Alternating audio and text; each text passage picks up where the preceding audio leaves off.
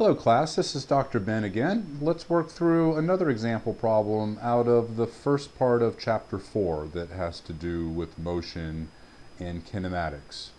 And this problem involves vertical motion. It's influenced by gravity, and the object of interest is a ball that's thrown by a person, and it's moving downwards. And it appears to be that this is really a one-part problem. There's only a beginning and the end. And so that means in our pictorial representations that we need to have 2 points of interest. So just the beginning and the end. So let's go ahead and draw that pictorial representation on the right-hand side of the page here. So let's set up the ground, and we'll have a coordinate system where the positive direction is upwards, so we'll call that the y direction. And I'll change to another color, and let's put the 2 points for the object. So the ball starts out from a higher point, we'll label that point number 1, and it ends up at this lower point on the ground, and during that time it is accelerated downwards in the y direction. We need to write down the kinematic variables for these 2 points of interest, so we're going to have y1, v1, and t1, and then we would have y2, v2, and t2. And now we're in a position to make our table of what we know and what we want to find, and we can use the data that's in the problem, but also some of the values come from the pictorial representation because we just defined the coordinate system. So let's read through the problem first of all. So a ball was thrown straight down from a ledge to a person that is 20 meters below the starting position. So that means that in our coordinate system, the value of y1 is equal to 20 meters, and the value of y2 is equal to 0.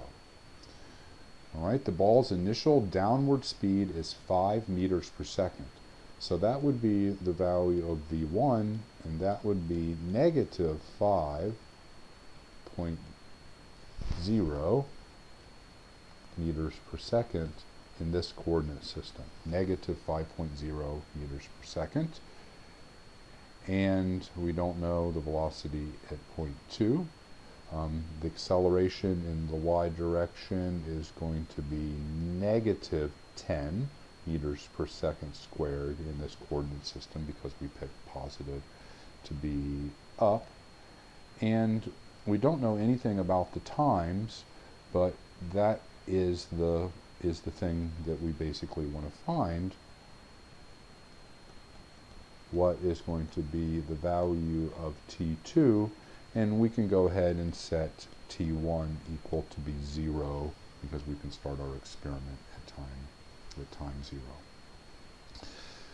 Alright, so we want to find out something about the time, so it would make sense to try to use one of the kinematic equations that has time in it. The one that relates the velocities and the time isn't that helpful because we don't know the final velocity, but the equation that has the positions along with the time might be helpful, and so I think that we'll try to start from the point.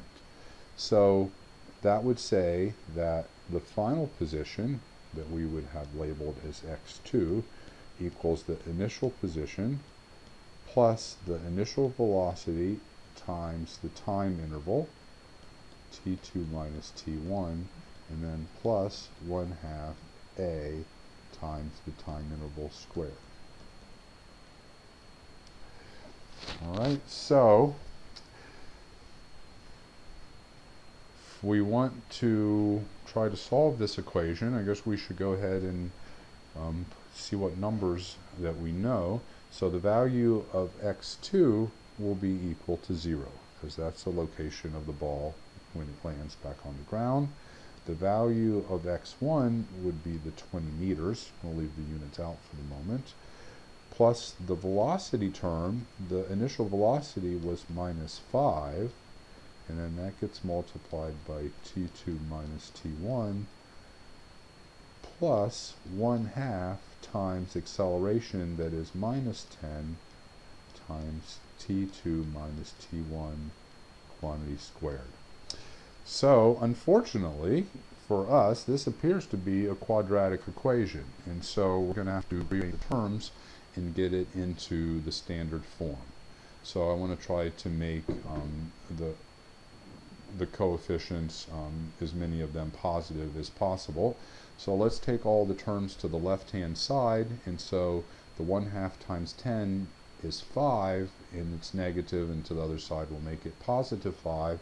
So we would start out with 5 times the quantity t2 minus t1 squared, and then the next term, when we take it to the other side, would also be plus 5 times t2 minus t1, and then minus 20 is equal to 0.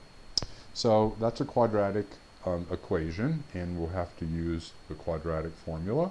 And so we already have the coefficients a and b and c, and so the quadratic formula is x is equal to negative b plus and minus the square root of b squared minus 4ac divided by the quantity 2 times a.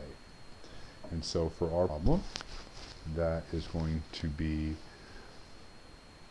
negative b, so that'll be negative 5 plus or minus the square root of b squared, which one is 5, minus 4 times ac.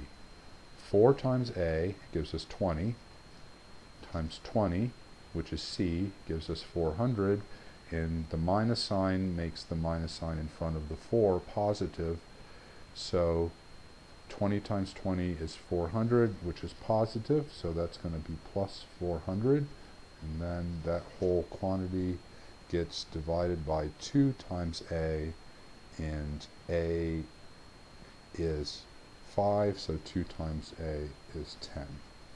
So that looks like the first term is negative 5 over 10, which is negative 1/2, plus or minus the square root of 425 divided by 10.